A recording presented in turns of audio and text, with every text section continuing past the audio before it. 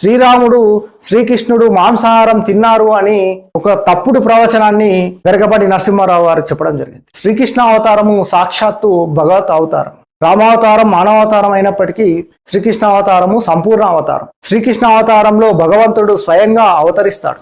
4 చేతులు శంకు చక్రాలతో ఈ భూలోకంలో శ్రీకృష్ణ భగవానుడు అవతరిస్తాడు. భగవద్గీతలో కూడా నేను భగవంతుడిని అని చెప్తూ విరాట్ విశ్వరూపాన్ని చూపించడం జరుగుతుంది. అటువంటి భగవంతుడికి మాంసాహారం తింటే శక్తి వస్తుంది అని చెప్పేసి గరికపాటి నరసింహారావు గారు ఈ విధంగా మాట్లాడటం చాలా అన్యాయంగా ఉంది, ఘోరంగా కూడా ఉంది.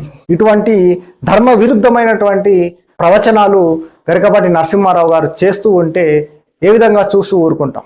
గరికపాటి నరసింహారావు గారు గొప్పవారు అయి ఉండొచ్చు, జాతీయ అవార్డు గ్రహీత అయి ఉండొచ్చు, కానీ శాస్త్రానికి విరుద్ధంగా ప్రవచనం చెప్తున్నప్పుడు ఎంత గొప్పవారైనా అయినప్పటికీ భగవంతుడి విషయంలో